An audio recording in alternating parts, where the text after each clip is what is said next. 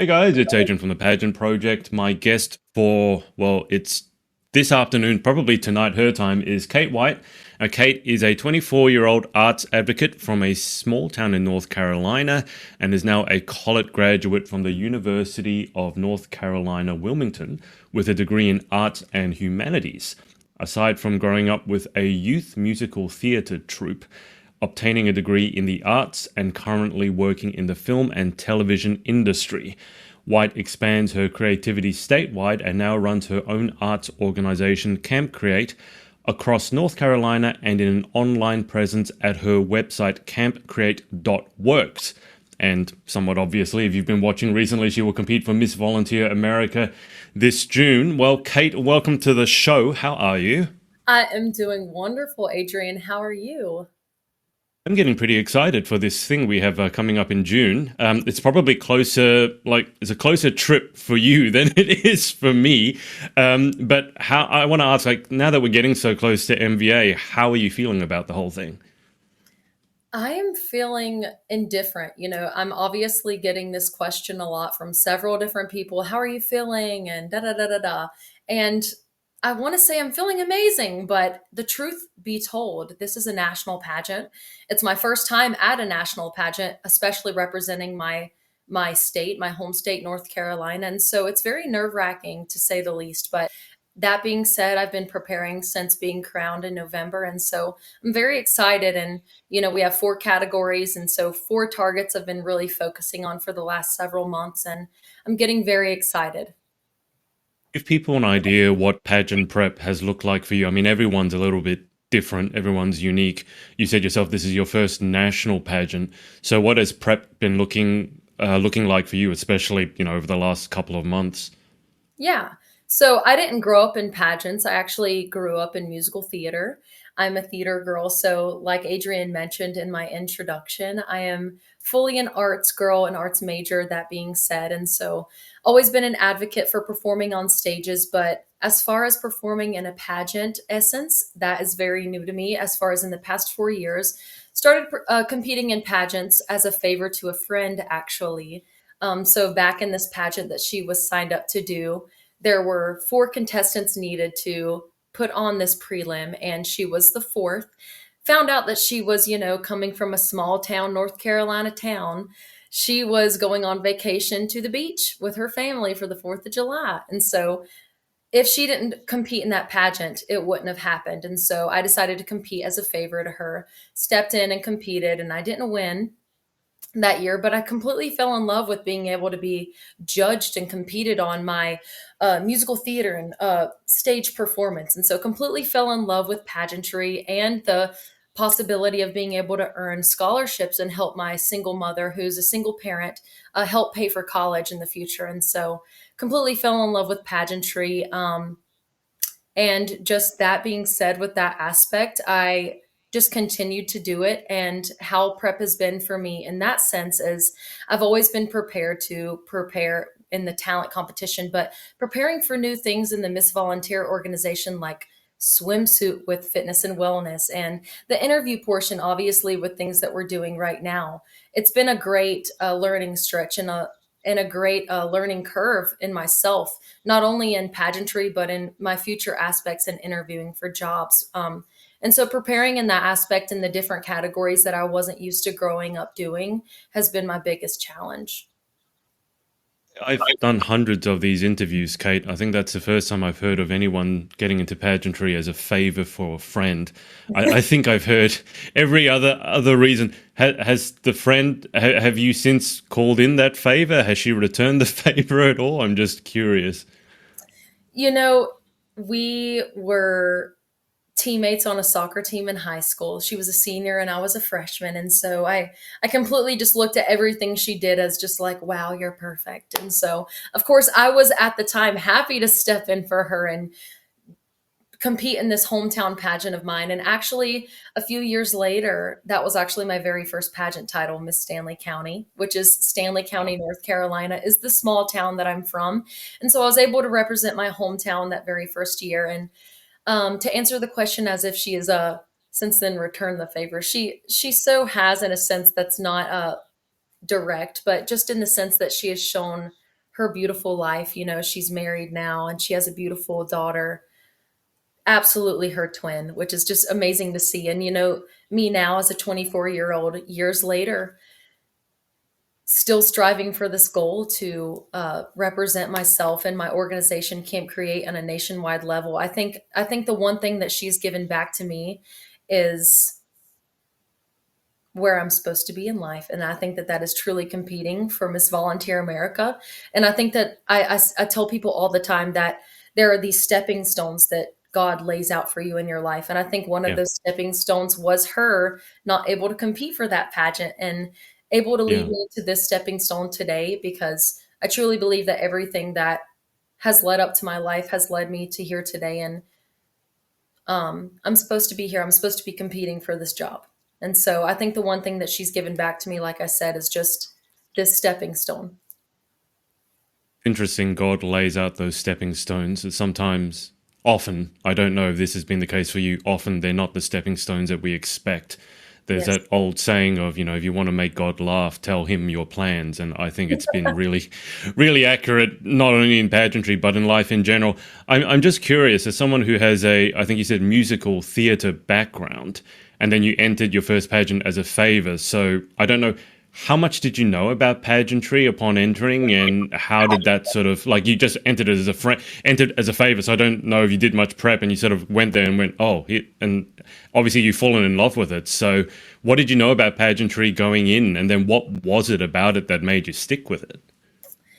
So it's very interesting you ask that. I did not grow up watching any pageants, not nationally or I didn't grow up watching Miss USA or Miss America. I didn't grow up watching anything. I grew up in a single parent household with my mother and my brother, and we just did what we did to survive. And like you did say, I did start in musical theater and I started in that aspect. But as far as what I knew about pageantry when I stepped on that stage, nothing. To the point that it was the very last year that Mrs. competed in swimsuit for the Miss America organization. Um, I was a very newly 17-year old, competing against 24, 25-year olds at the time, how old I am at this time. I was wearing a swimsuit from, I can't even tell you where. It definitely was not a pageant swimsuit. I did not know that such a thing as butt glue existed. I didn't know any of these things. Like, I didn't know what was going on. I was completely oblivious to the whole world that was going on in that dressing room back there. But I will say that me remaining myself and being completely transparent, that I did not know what was going on. I did walk away with no winning prize, but I walked away with Miss Congeniality and feeling completely empowered by performing on a stage and feeling judged by that and getting all the compliments from people other than my parents and family members.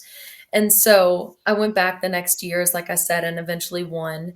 And that was when the spark just started in me. I did not know anything about pageants, but I knew when I started that something kept telling me to return, and that, again, that was a stepping stone. Here I am competing for Miss Volunteer America, and I can't say much more about my journey other than I know this is where I'm supposed to be. I'm glad to know that I'm not the only one who didn't know that butt glue was a thing. I have since learned, after doing a few interviews, all these weird and wonderful things that many men, I think, and even obviously some women have no idea.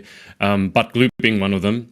Chicken breasts also. I don't know if you use that term for the glue. Anyway, I haven't what learned was that one. okay? Yeah, I did. Chicken bowl, chicken fillets, and these are all terms that the girls have used. I'm like, what do you mean by that? What Yeah. was it particularly about drew you to pageantry? Obviously, I'm going to assume you're pretty comfortable performing on stage, given your background. So was it that sort of performing aspect? Was it something else? Was it a combination of factors? What really made you come back year after year? You know, I want to say that it was like one certain thing, but I think it was several things. You know, obviously, when you compete for a pageant, you're always going to have those directors that come back and say, you know, come compete again and da da da da da.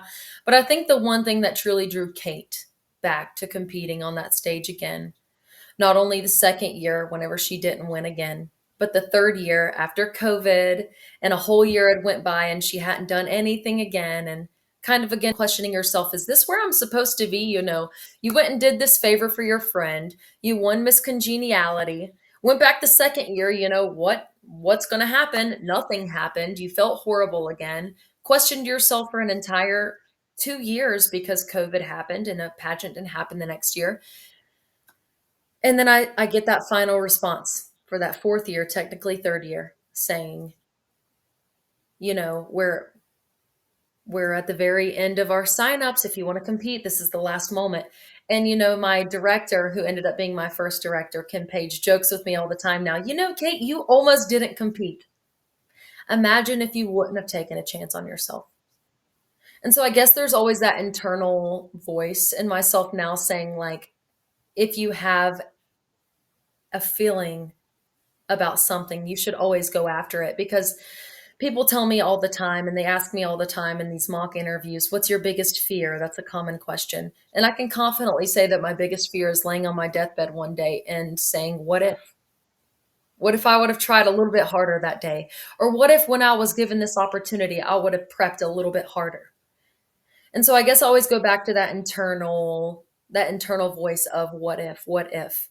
And so I continue to put myself in these situations. I continue to put myself in these um, stepping stones that God has provided for me, because I know that they're leading somewhere. I'm not sure where, but I know that they're leading somewhere great. And so I've decided to fully put my faith in God, and I'm going to be present for everything because He already knows what's going to happen. He knows the destiny, but it's my responsibility whether I'm going to be present or anxious for it. Mentioned stepping stones a few times now.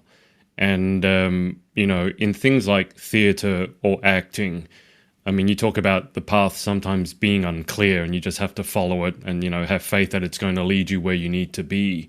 But I feel like for actors and people in theatre and even in music, the path can seem somewhat even more unclear than it is for someone who's doing, a standard 9 to 5 job. Yeah. I'm just curious, growing up, how have those stepping stones appeared? How have they changed? Did you ever go through a period where you had no idea what the next stepping stone was? Because it sounds like, pageantry has been an important part in laying out a certain path for you, even if you don't know where it leads to. So how have those stepping stones formed over your life? I think it's very wise that, let me just add, it's very wise. And I just want to recognize and shout you out for being able to recognize that in me in just a short conversation that we've had. What is it, 13 minutes now? And you're already able to recognize that pageantry is a stepping stone, but just a small stepping stone. And also able to connect the dots between my career aspirations and my, just, you know what I'm trying to say. All of Yeah. your math to mapping out who I am is just very admirable, and I feel very seen right now. And to answer your question, I think right now I have felt such an uncertainty in my career in film and in TV industry. I look at Snapchat memories, which I think we're all, we love and we get excited about seeing the 1 year ago today, 2 years ago today, 3 years ago today. But one thing that's actually put me down for the past few months is seeing how 1 year ago today, 2 years ago today, I was on set photo doubling for Taylor on The Summer I Turned Pretty, or production assisting for The Hunting Wives, which is a series that'll be coming out on, don't quote me on this, Bravo or HBO Max sometime later this year. I get lost. Seeing that I was a stand-in on God's Not Dead a year ago, and just little things like that. And then looking at how it's 2025, not only 2025, but what, 6 months into 2025. And the only things in film and TV production that I've done is voiceover work. And so I do give myself a bit of grace, and I recognize that I've been prepping for one of the biggest jobs that I could be handed right now, Miss Volunteer America. And so I've been very focused on that. But I also recognize that through the workshops that I've done with different production agencies across North Carolina, like one that I did last week, I've heard other actors mention that Film has been slow the past few months, and that it's projected to pick up the next few months. And so I just have to give myself a bit of grace that this is an industry that is not a 9 to 5 job. It's not something that I'm guaranteed to work and have this set amount of money this month or this that thereof. But I think that that's one thing that's really prepared me for the job of Miss Volunteer America is being able to be a freelance worker and being able to be on this side of the this state on one week and then this state another week. And so as Miss Yeah. Volunteer America, yeah, you're going to have to be able to be in high demand across the country. And so that's exactly the job environment that I've been going after and working towards in for the past 2.5 years of my life, not only in pageantry, but in my professional goals. And so I think it's really just been another, again, stepping stone that God has set up for me if crowned Miss Volunteer America in a few weeks. It's quite eerily similar to the field that I work in pageantry interviewing as a guy from Australia. Sometimes, I look back and people want to know how I got started, and I say, like, jokingly, well, it's not like I studied Bachelor of Pageant Interviewing in university. I studied to be an engineer and a computer scientist of all things, and now here I am. One thing I do sometimes wish, though, that there were more people in my industry, because then I could see. I mean, we talked about stepping stones and paths. Sometimes I feel like it would help to have seen other people sort of tread the path before me, if that makes sense. So I could kind of see, okay, they did this, so maybe I'll do this. I'll do my version of it. But in acting, again, it feels like, I mean, I just interviewed Alexis, who had her series drop on Netflix, and I feel like, and I said this to her, and I'll say this to you, I think you guys in the industry you're in, you have to be some of the most resilient people I know, Right. because there's absolutely no certainty. You get rejected all the time. Like, for every one yes you get, I don't know how many no's you're getting. If it's 10, 20, 30. And the worst part is, when you get told no, you don't get told why. You just no, or you don't hear anything. Right. That's even worse. It's like, I did you get did you get my test shot or whatever it was, my table read. And so, can you just talk about the element of resilience? Because we talk about resilience in pageantry, but I think in the field that you're in, you deal with so much uncertainty and so much, rejection on a daily basis. You must have a really tough skin. Yeah. Yeah, that's a beautiful question. And I think that's something that I can tie in my camp create to. At the beginning of every single camp, I have what's called our social emotional circle, our social emotional lesson. And one thing that we always have is our resilience circle. And that's really funny that you used resilience so much in that question because it's so important to me. Resilience is something that we all have to carry, especially those who strive for a greater life than they were, quote unquote, given. I think I mentioned at the beginning of this interview that I was born into a circumstance that many people would look at and say she's not going anywhere in life. Single parent household, um, father addicted to drugs, mother with her own struggles and still finding a way to provide for her 2 children. And so many people would look at that and just say, she'll be lucky if she does this, that, and the third. And then there's what I give myself. And I think that fully goes into the definition of resilience, and that's giving the situation that you are in and deciding how you're going to react to it. And I think that's one thing that I really tell my campers all the time. They're young children half of the time. And so we break it down to even the smallest of emotions of anger. Okay, Yeah. let's say you're feeling angry about something. And this can break down to not even children, but to adults, because unfortunately, mental health is something that's just been recently talked about in the past 5 to 10 years. And so let's break it down to everybody. Let's take one emotion, anger. We have several different ways that we can react to anger, and that's what I share with my campers. We can get mad and we can stomp, we can throw, we can do all of these things that are reactive and permanent. Or how can we deal with our anger? We can play a song that makes us feel release. So I will play different music and I'm like, what, you pick your song. What song makes you feel release? And I allow them to feel emotion through music and through art. Or if that doesn't work for a child, let's pick a color. What's your angry color? Maybe it's red, maybe it's purple, maybe it's black. And they color on their paper and they color and they learn how to express themselves in healthy ways. Because what we don't Mm. realize is those may sound ridiculous, but what's more ridiculous, coloring on a paper, listening to music, or is it lashing out as an adult in the office? Or is it even being a high school student on a football team and screaming at other teammates or your coaches and not knowing how to deal with those emotions at an almost fully developed child? And I think those are steps that we're skipping, being afraid to be vulnerable and being afraid to be resilient.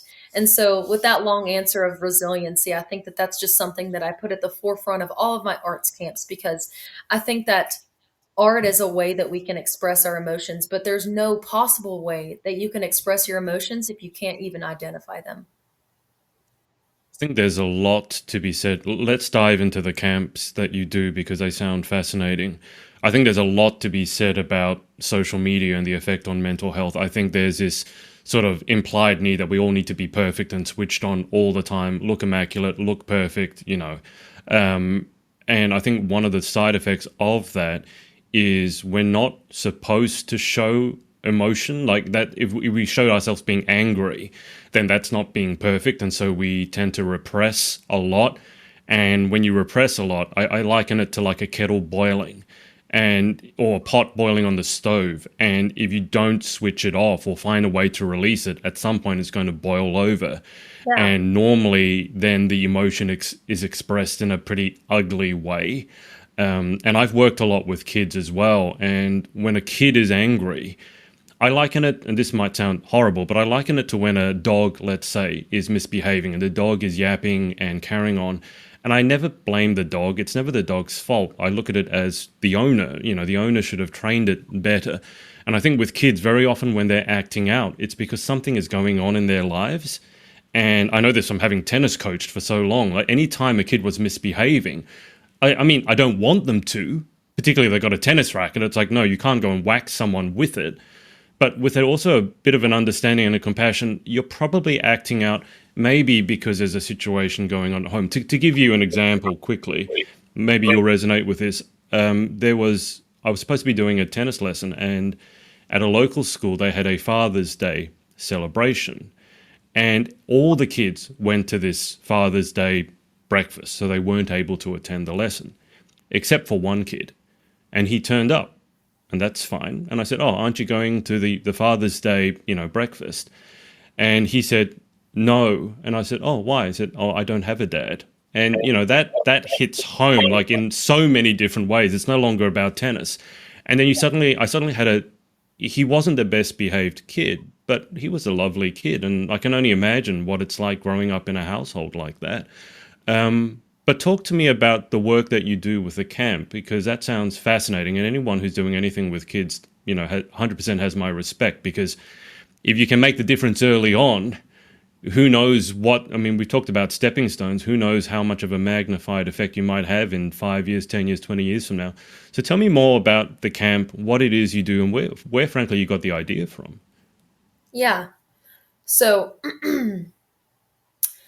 as mentioned before, uh, grew up in a single parent household with my awesome mother. Did everything she could to make sure that me and my brother didn't feel the repercussions or the effects of my father and all of the bad decisions that he made and why she had to leave him and get us away from that situation. I always felt it in little things, but she did a great job. She did a great job in making sure that we never felt without. Growing up, I always felt a heart tug at helping others. She always tells the story of one time I was in the third grade and we were about to leave for a field trip, and I held up the entire third grade. No one can leave because my friend Sadie forgot her tennis shoes. And I had just heard in my classroom that if she didn't have her tennis shoes, she was not going to be able to participate. So I called my mom on the phone on the wall of the classroom. No one's leaving. Hold on. I have a phone call to make. Called my mom, made her leave work, bring Sadie some tennis shoes. And so just a small example, but a bigger one goes on to say this arts camp that actually happened and still happens for years through the Stanley County Arts Council. It's of course a fundraiser for them, so no knock to them charging for it, but it was a few $100s to attend for the week. As a child who loved the arts, this was always something that I wanted to do, and my friends often did, and I was never able to do. It was not in our financial situation, it wasn't possible. However, one year I was able to go on a scholarship, which I later found out is nominated by teachers. And so obviously, some teacher was listening to me and how much I loved art and nominated me for this, which was, I don't know who that was to this day, but thank you so much for that. I was able to go to this arts camp at First Presbyterian Church in Albemarle, North Carolina, where I would later host Camp Create myself. And also before that, I would earlier watch the child care center in that church during Sunday service. And so such a full circle moment. But I think back to that young Kate and her wondering why she couldn't go back to that arts camp. Why it was so much fun. We hosted a play, Daniel and the Lion's Den. We made figurines of lions. We did all these different things, and I felt like the most empowered I had ever felt. And I always wondered for summers upon summers why I couldn't go back. Starting in pageantry years later, like I told you, doing that favor, I eventually won Miss Stanley County, and they told me, you're going to the next level. You need to be able to have this initiative to showcase across the nation. Started thinking about what I could possibly do to make a difference. Saw these people advocating for all these different organizations that were pre existing. And I remembered that arts organization and I remembered that arts camp. And I decided to, honestly, before I did this Camp Create, I already knew I wanted to do something for the arts. I remembered that that was something impactful to me. And so I did little things like pop up art shops for different businesses. But whenever I did Camp Create that first year, I did it during the spring break of those uh, kids' spring break, obviously. And they loved it so much, I went back and did it that summer, and the next summer, and then the next summer. And now that I'm Miss North Carolina volunteer, I've done it across North Carolina in different organizations. And so I guess what I can say now is that it has just completely grown into something bigger than I could ever imagine. And it was simply from a small facet of a hole that needed to be filled in a young child that was myself and needed that experience to feel empowered and know that they would one work on movies and film industries and the TV industry and all the other things that I'm going to eventually accomplish that I know that I will. And I think that my job now is just knowing that Camp Create is to create those opportunities for every child that wishes to, no matter their socioeconomic status, because I was once that child with a few different choices from a parent. Could have been in a completely different Yeah. situation. Can you talk about now? This is with the understanding that I've never been. I've always said I'm not an artistic person, and that was purely because I couldn't draw to save my life. I had a somewhat traumatic experience very early on in school when my art teacher made a comment about something that I was really working hard on. And basically, he had said that, "Why are you wasting time?" And I was like, when teachers tell you that when you're young, you remember that for a very long time. So maybe I'm carrying some trauma from that.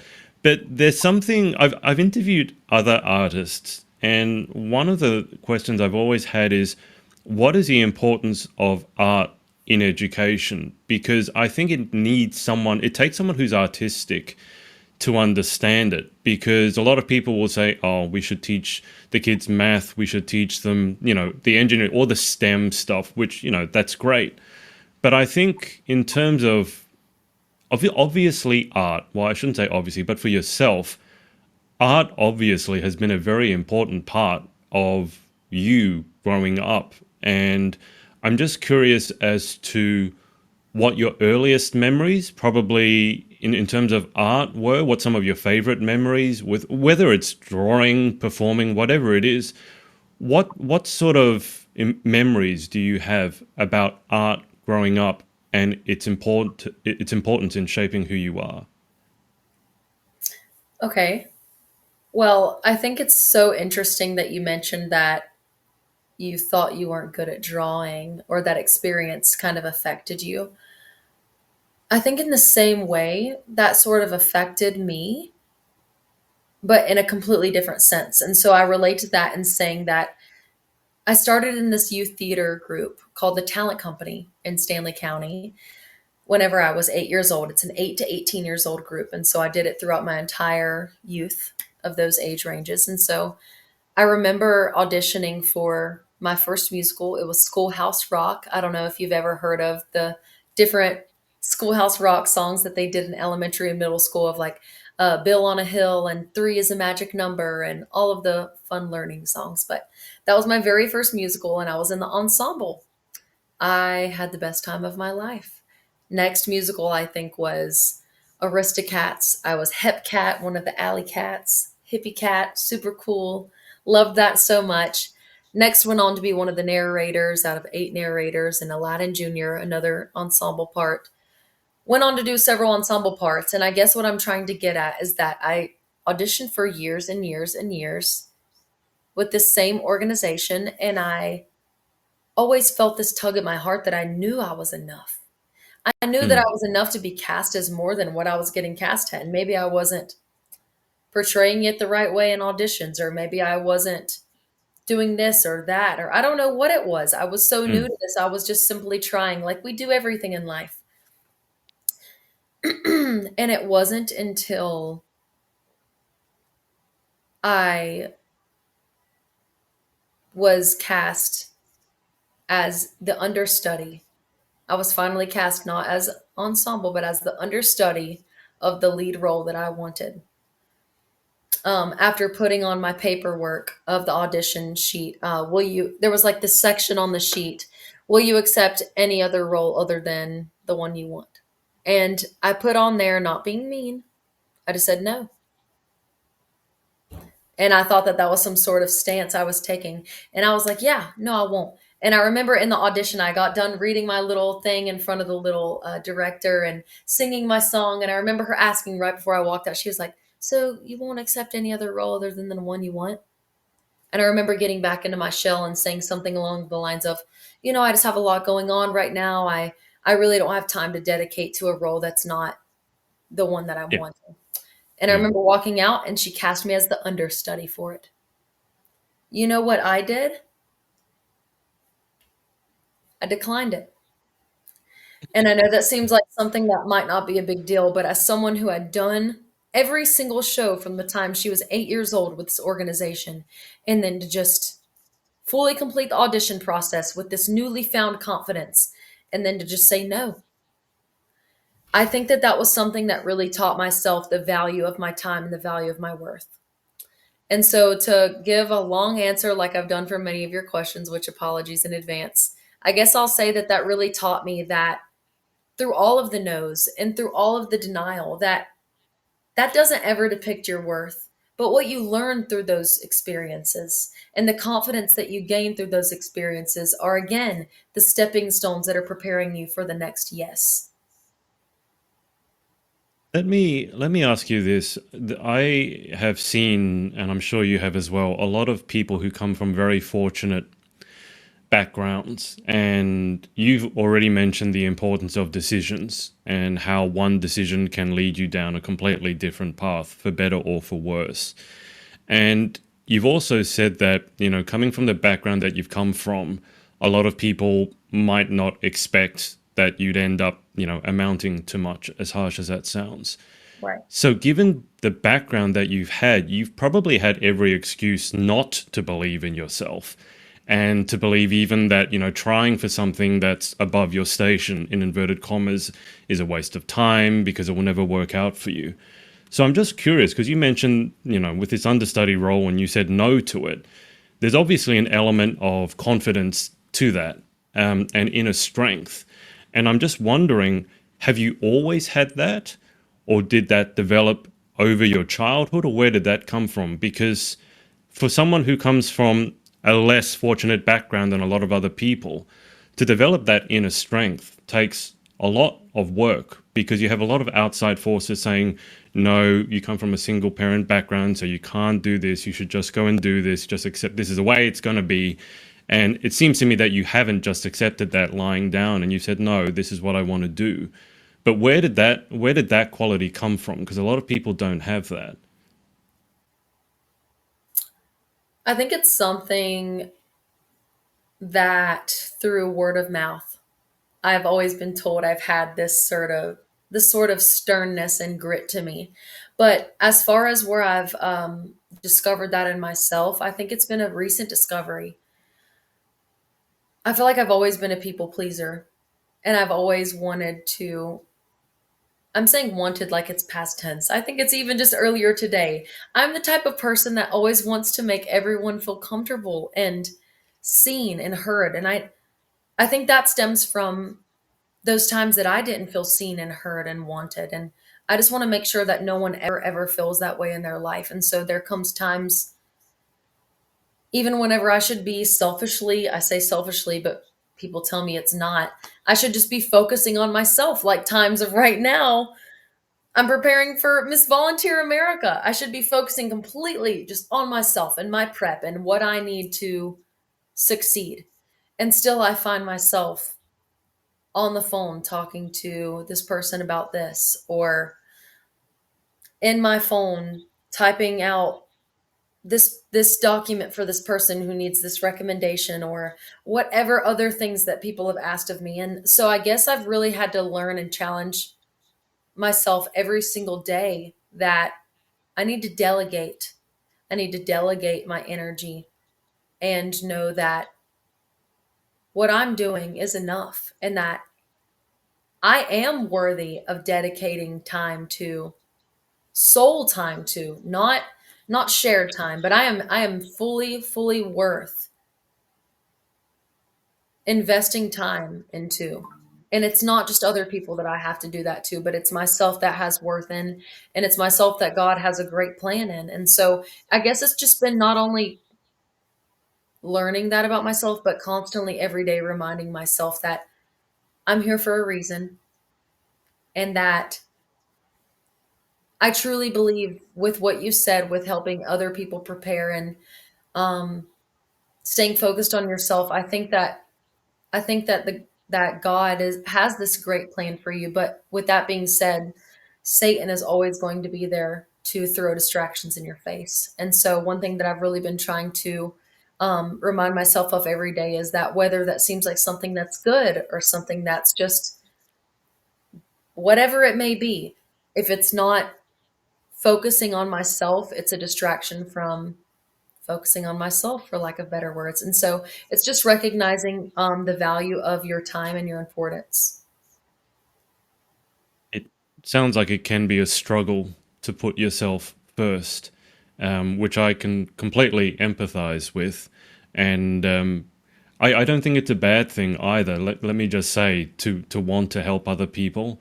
I think it comes more easily for some people than others. I always say that I was very fortunate in that the thing that lights me up the most is helping other people. Like I take no credit for that. I don't know how that happened. I know for a lot of other people what lights them up most is achieving in their career or making a lot of money.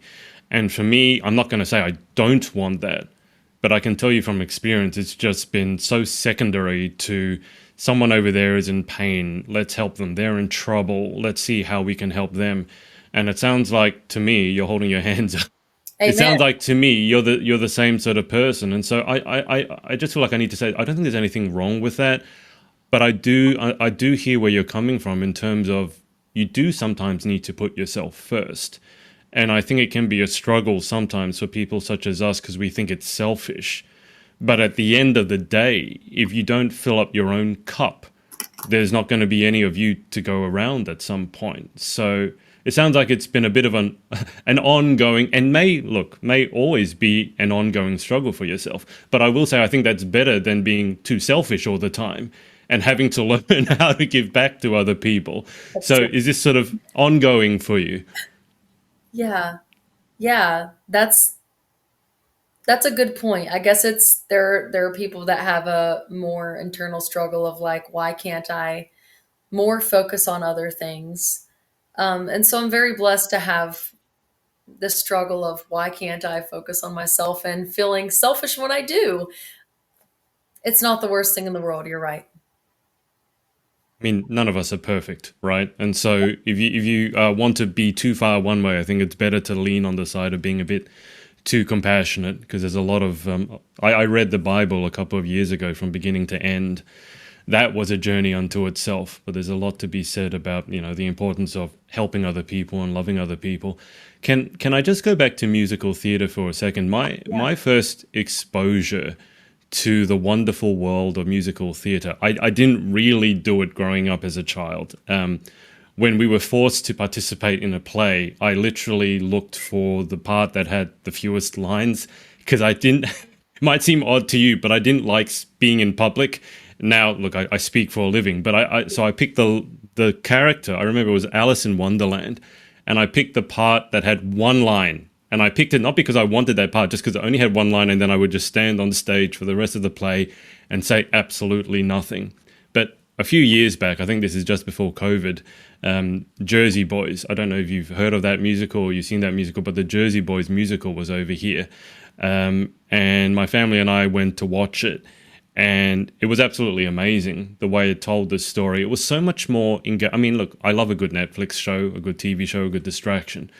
But there was something so much more engaging about seeing a person actually on stage doing it for real and telling that story.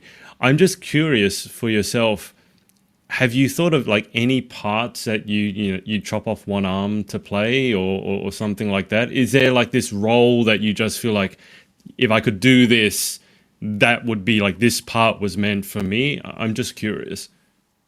Yeah. I mean, as corny as it sounds, I really think that one that comes to mind is Elphaba and Wicked. I love Adina Menzel, and absolutely anything that that woman sings is like just very much my vocal range. I have a very raspy voice, if you can't tell from Mm, the way I speak. And so just any powerhouse uh, alto, mezzo soprano is just very much in my powerhouse range. Another role that I think would just be very fun. I think the music from this musical is just absolutely flawless, so stunning, and I think it tells the story so well, even to people who don't listen to musical theater music. I play it in the car, and I have some of my friends say, what musical is this from? I'm actually entertained and I can follow it. And that's Heathers the musical. I would absolutely love to be in that, honestly, as any of the Heathers. I just think that that would just be absolutely amazing. But my dream role in that would obviously to be playing Veronica. ask about the raspy voice, because I love a raspy voice. I think those are the seriously. I sometimes watch YouTube videos of vocal coaches reacting to vocal performances, and my favorite vocalists have always been those who, more so on the men's side. I don't know. I don't know how many females have that raspy voice. I know there's quite a few males who have it, Mhm. but in terms of music, because I grew up playing the violin, so I've been in music since the age of 2. I started the violin at the age of 2 when I could barely stand. But in terms of performing, like what sort of music do you like most, and do you like most to perform? I mean, you've given a couple of examples already, but I'm just curious, with your voice and having that raspy, that tinge to it, what are some of your favorite songs to perform? Well, I guess some of the more mainstream artists that people would know is like Adele, Mm, Bruno Mars, um, things like that. I can't really think of a third one. Oh, Miley Cyrus. I okay. absolutely love Miley Cyrus. She, of course, has that raspy voice, and I grew up watching Hannah Montana, and so I've always obviously been attracted to anything that she did. But her most recent projects and things that were just her real voice are just things that I can really just resonate with, not only in her lyricism, but just her voice. And they're things that I can sing very well. And she's just such a beautiful human being to me. I'm obsessed with her. I could talk about her for the next 44 minutes. Can we talk a little bit more about her? Because just before I jumped on with you, I was in the shower, and I like to sing in the shower when no one can hear me, right? Okay, it's like when people sing in the car. It's like that. I sound great in the car, but I've become obsessed with this Miley Cyrus performance, but it's not one of her songs. She did a live performance, a live rendition of Madonna's Like a Prayer. Yeah. And I mean, Madonna is Madonna is Madonna, but I don't know if you've heard this performance. It is it's better than Madonna. Like there's the thing that makes it is the raspiness in her voice. And so now I knew about Miley Cyrus earlier, but I didn't watch Hannah Montana. I mean, Yeah, I'm sorry, that wasn't really my vibe. you should. But the performance, I don't know. Tell me, I don't. You sound like you followed Miley Cyrus a little bit. Talk to. Can you tell us a little bit about her journey? Because from Hannah Montana being that sort of very polished Disney production to where she is now, my understanding that for her musically, she's been on quite a journey to discover her own voice, which sounds eerily similar to yourself. Yeah. But how much do you know about her journey? Because going from, as I said, Disney princess to singing on stage live like that, she's an incredible vocalist. But what has her journey been like? So I guess first I'll start that by again answering everything that I know about her journey. And it's that she auditioned very young. You know, her dad was already a pre existing kind of, um, now that we look back on it, kind of a few hit wonder country star, but her dad was well known, Billy Ray Yeah, Cyrus. And so yeah, she was auditioning for this show with Disney Channel. And I think she kind of had like obviously a little, maybe not a leg up, but you know, they knew who her dad was. And so yeah, what I do know about the show is that her original character was not named Miley, but they renamed it Miley Stewart. It was something else Stewart. But they renamed it Miley Stewart just to be more natural for her for whatever reason. And so I do know that they really, really liked her to be a part of it. And so that was obviously a lot of pressure on her to make sure that this was just perfection, um, held up her family name for lack of better words. You know, she was not the oldest sibling, and so she felt more pressure. And I feel like I can relate to that too. I am a younger sibling, and so I felt like a lot of times my mom would unfortunately compare me to my brother. And you know, my brother was going through his own things. He was obviously more present for the parental separation and things like that. And so he was going through his own things, but I definitely felt a lot of pressure to perform and to impress. I feel like every time I was in front of anybody with my mom, or if I was overhearing any conversation she was having, it was always Kate's doing this and Kate's doing that and Kate's a part of this and that. And I felt like there was such a pressure on me to always never let that conversation be lighter. Always have to do this. Whenever that ends, I better sign up for the next thing. And I feel like I've always run myself ragged. And I'm only realizing now in my early 20s, I'm a 24-year-old. I turned that just 2 weeks ago. I'm just realizing that I need to slow down and realize that I need to find my own pace in life, and that I'm not answering to anybody but my own plan, except for God's plan for me. And that's all I have to justify for. And so going back to Miley's journey, I think her going into Disney Channel and having that societal pressure and then coming out of it and starting to be a musician and have her own musical freedom, and then making a few decisions that maybe weren't the best publicity wise, and just going off the rails. And we know the story from seeing her story, but I think now she's finally finding herself through the mistakes that she's made. And unfortunately, she was just so in the public eye that every single decision she made, whether mistake or good, it was recorded.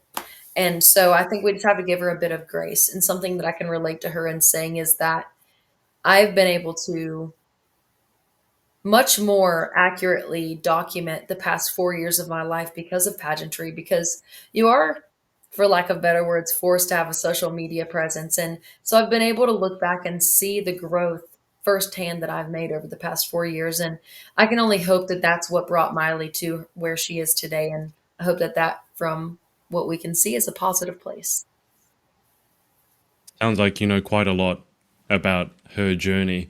I'm just curious because I love nerding out about quite a few things and music, particularly vocalists, and again, particularly people who have that raspy style is something that I'm pretty obsessed with. I'm just curious, as a bit of a sideways question, what other things in life, apart from music, are you sort of obsessed with, or do you do when you have a bit of downtime? And like hobbies wise, is there anything that you are interested in outside of the pageant sphere that that for some reason that you are just really really interested in or fascinated by? Hmm. Well, I mean, I think this kind of like ties hand in hand, but I always love singing.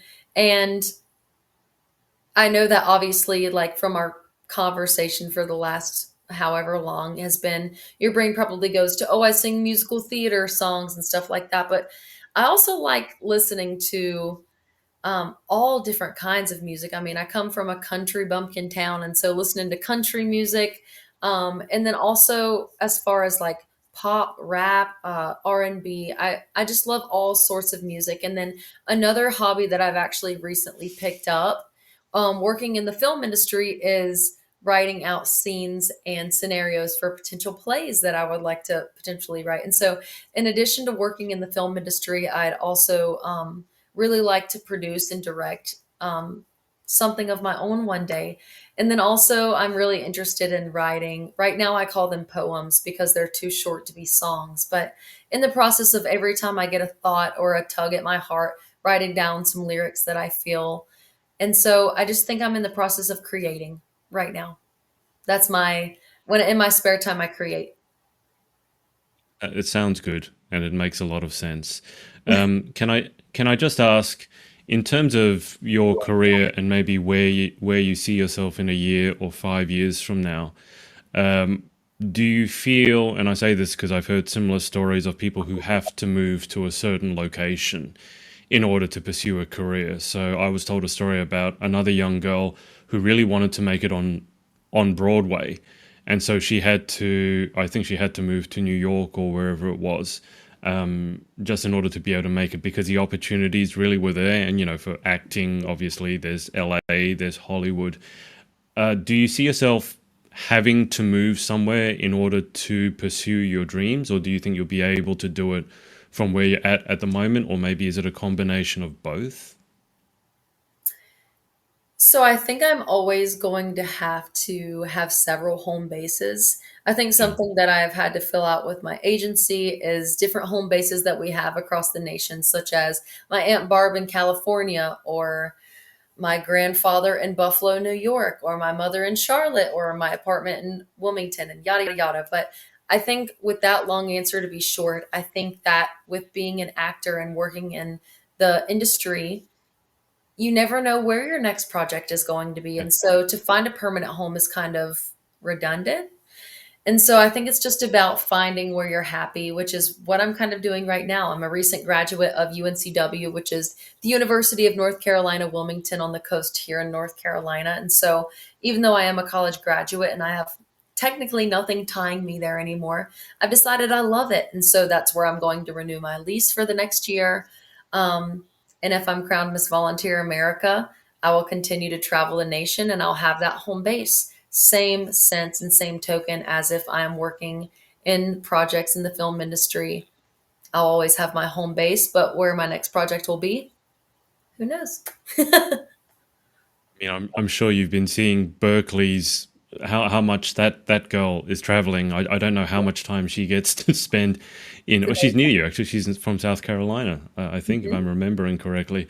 But she Yes. seems to every other day be taking a flight somewhere to MC another pageant or to do another appearance. I don't know when that girl sleeps. But I mentioned this to you before we jumped on. You're the first person I've interviewed ever from North Carolina. Mhm. I've interviewed a few people from South, but not from North. So just with the understanding that I'm from Australia and I know absolutely nothing, can you tell me a little bit about North Carolina? All right. So I think one thing that I always like to state to people who know nothing about North Carolina is that if you come here, you need to have a plan because we are so diverse. We have the mountains, we have the beaches, we have the city vibe, and we have the country vibe. So we have like all the vibes going on. So it's about what you want to do. But I think what is amazing about North Carolina is that you can travel across the entire state in about 5 hours. much of which I have done in the same day multiple times. There are several times where I have an appearance right there on the coast, on the water in Wilmington. And then I have to make it to our mountains there in Boone, North Carolina, or Asheville, North Carolina, working with the Salvation Army and how to provide for all the disaster relief that's happened.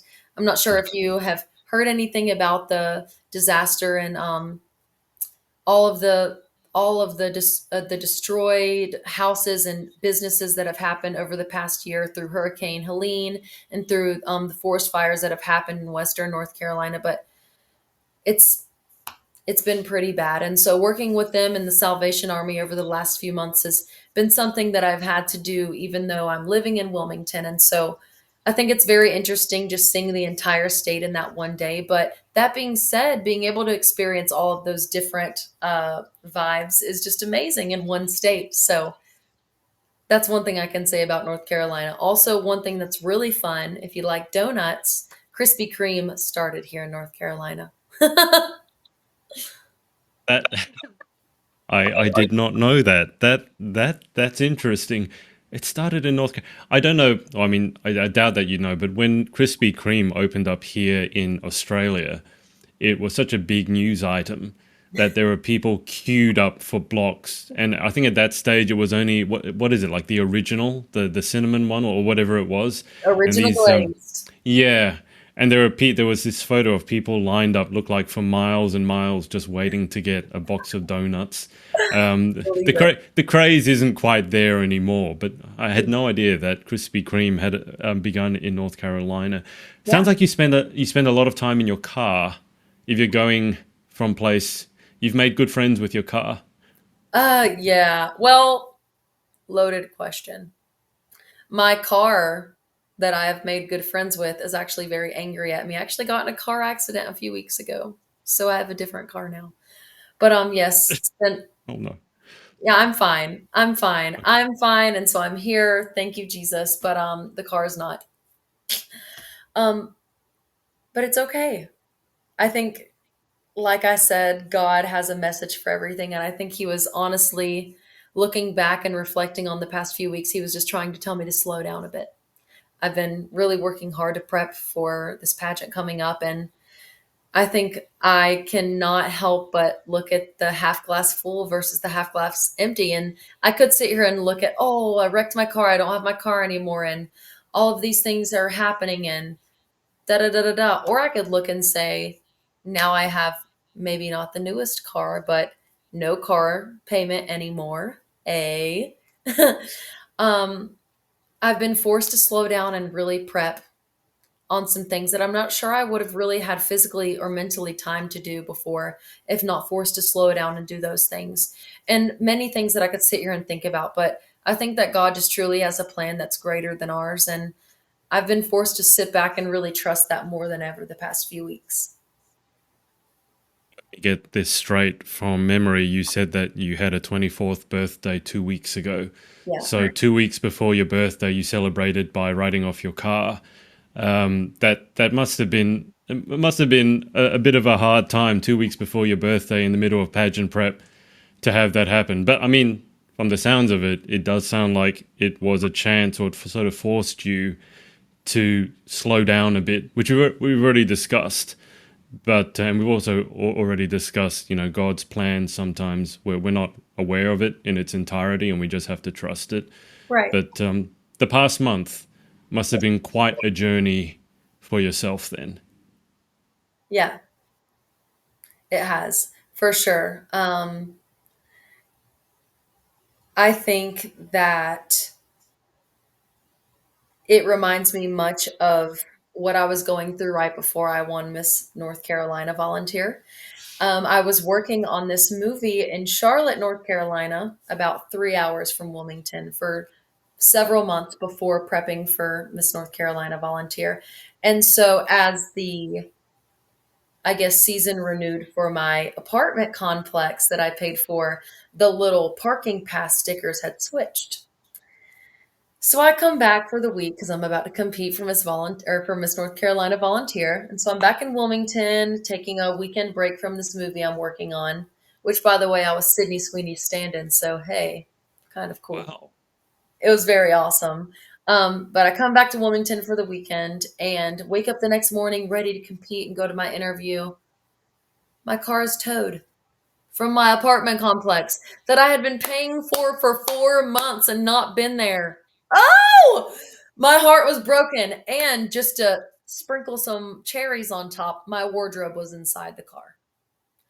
So I was completely head head in a pile that I didn't know how to deal with and I didn't know how to get out.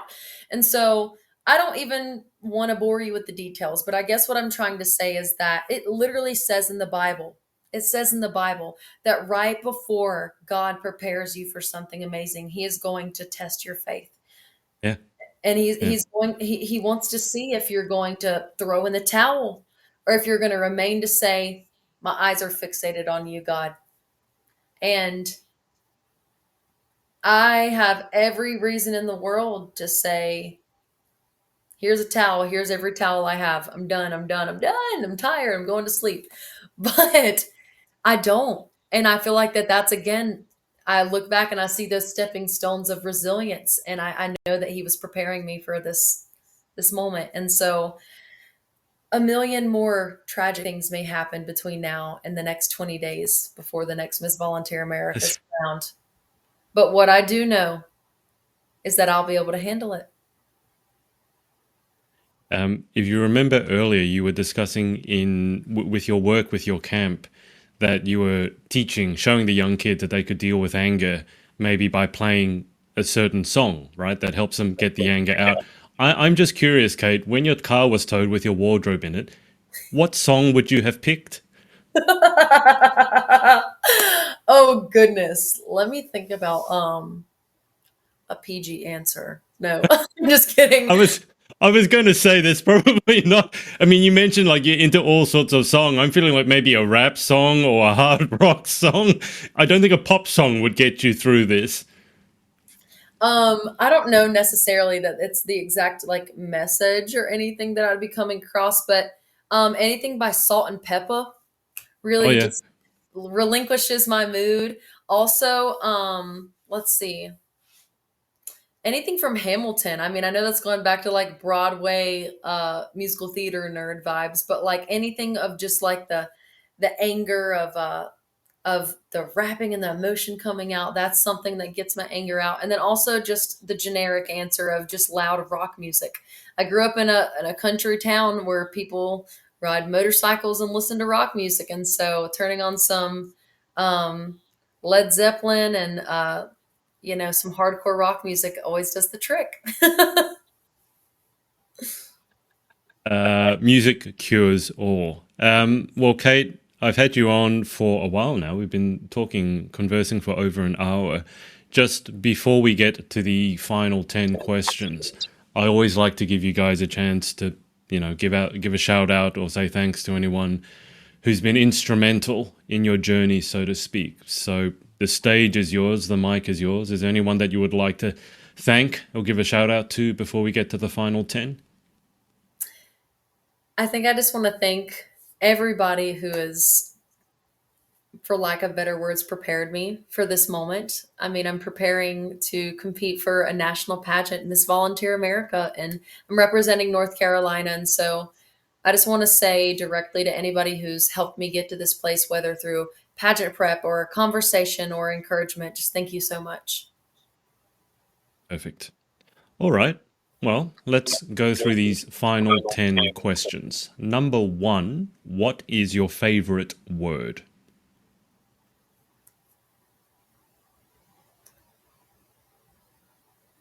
Resilience.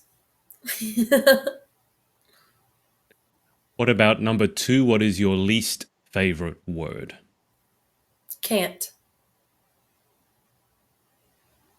I laugh just because I've had a few girls answer that question with that answer, and they always have the same look on their face when they say that word. It's always like the 5-year-old girl who was told she can't have a lollipop sort of look with a pout. Like, Yes, I I'll show can. you.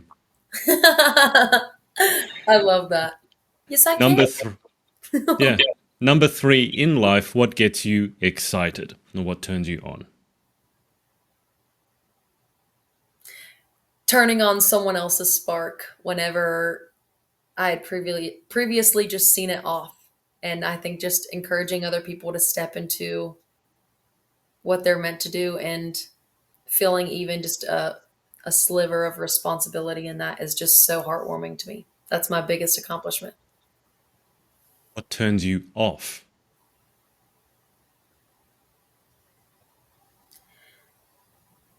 I think the biggest thing that turns me off is seeing people be ingenuine. I think I try really hard to be the same person that I am in every single room that I enter, in every single conversation that I enter.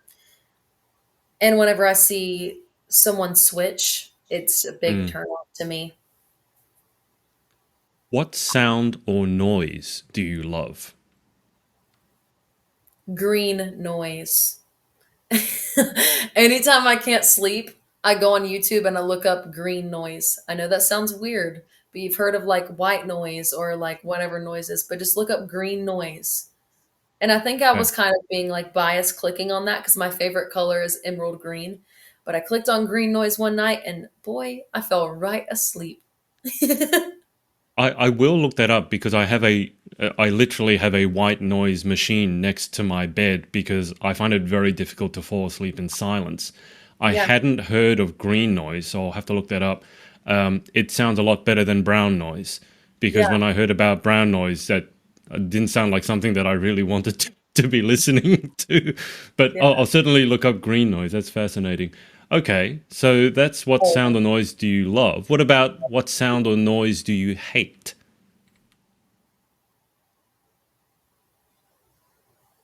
Mm, I guess a sound or noise that I hate is like when someone's moving something on a table and it like squeaks, like, Hmm. "Ee." But it's like a specific squeak. If it's just like a deep one, like, then it's fine. But it's like, like, I don't like that. I don't know. That's weird. But any high pitched, like, sudden noise, I'm like, stop. Or also, another thing that I hate is whenever someone has one window down on one side of the car and then it's like making the I hate that. I'm like, roll the other side down. Anyways. That is so funny because I have exactly the same problem when I'm driving in the car. I hate driving with one side down, and the problem was my car went on the fritz the other day and the passenger side window wouldn't roll down. So I then had to go around driving with only my window open, and I was debating, well, should I deal with it with one side down or should I just roll both windows up? But I hate driving with the windows up, so Yeah. I had this conundrum. But it's funny because I know exactly what you mean. Hmm. Torture. Yeah. Torture. Number seven, if you could have any one superpower, what would you pick and why? Well, part of me wants to say that I'd like to be able to read people's minds, but I think that's very problematic because I already overthink as it is. And so I guess I'll just go with like a more fun one, like flying. I'd like to fly. I don't think I really want to know what some people are thinking. I'm pretty sure some people aren't thinking much. So let's just leave that one at that. Question True. eight. What job other than your own would you most like to attempt? Well, I don't want to say that this like isn't my job because I still think it's something that I'm technically striving for, but I would just absolutely love to be a professional singer and performer. Um, I see people they finally get that one song done and it blows up and then they have a career out of it and I have all of these ideas of little songs and little ideas of things that I want to do and so I feel that tug at my heart that that's something I'd like to do, but it's just God's plan. I don't know. Have you written, isn't one of the final 10 questions, but I'm just curious, have you written any like full songs? Because you just screamed to me like singer-songwriter. You seem to be the person who could do that. I've written complete paragraphs, but as far as like actually piecing it together into a song, not yet. No. Well, let me know when you do, because I'd love to hear it. What job other than your own would you definitely not like to attempt?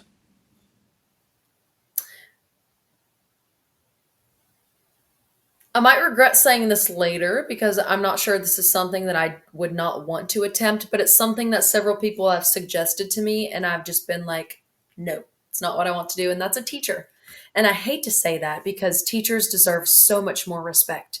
They deserve higher pay, they deserve um, higher everything, higher respect, and just everything that they do for the future generations of our world.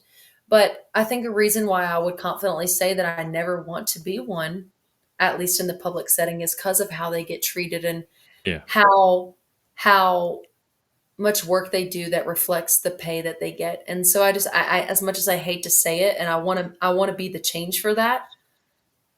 I do not want to work in the public school system. They don't get treated fairly, and I definitely think that that needs to be a change, and it's something that I would definitely advocate for, um, but don't want to be a part of it. I completely understand where you're coming from, because I was studying to be a teacher, and then when I looked at the working conditions, I said no. So I understand it's not about teaching; it's about the way teachers are treated, which Yeah. in America certainly is. I agree with you; they should be treated a lot better because they're extremely important. Final question, Kate: if heaven exists, what would you like to hear God say when you arrive at the pearly gates? Well, as someone who fully believes that heaven exists, I would love to hear God say that I was on some sort of right path that I was supposed to be. And I think that that's something that I just try to do every day. And I think people ask me a lot of times, like, how would you classify your religion or how you feel about this and that and the third? And I think one thing that I'm really adamant about and that I've discovered recently is that I'm not so much of a label person, but I do know my relationship with God, and I do know my relationship with what I feel he wants me to be and do on this earth. And so I think with the Bible and the fact that it's been rewritten and rewritten and retranslated over all of these decades and years and centuries, I think that it's something that I would like to hear God say at Heaven's Gates is that I know things got a bit confusing on the world, but you had it for the most part right. And so I think what I try to do every single day is just try to be the best version of myself that I can be and live as godly as I can so that I can hear that one day. For the record, not that you need to hear this, but I 100% agree with you. I think labels, when it comes to a lot of things, but particularly religion, doesn't help anyone. I think the far more important thing is that you develop and cultivate your own relationship with God, whatever that means to you, and then to live that into existence, not just talk about it. So I certainly hear you on that. Well, Kate, it's been fun getting to know you and getting to speak with you. I'll be seeing you. I'm looking down at the calendar. It's just over 2 weeks now. Yeah. So, I mean, best of luck with everything, and I guess I'll be seeing you soon. Yeah, it was so great talking to you. Thank you so much for messaging me about the interview. And I think that this was just a beautiful conversation. Thank you for everything you said. You're very intelligent and you're a good person. I can read that from you. And I look forward to meeting you in person. Intelligent is not something I'm described as very often, but I will take a win when I can get it. So, thanks to everyone for watching, and we will speak to you next time.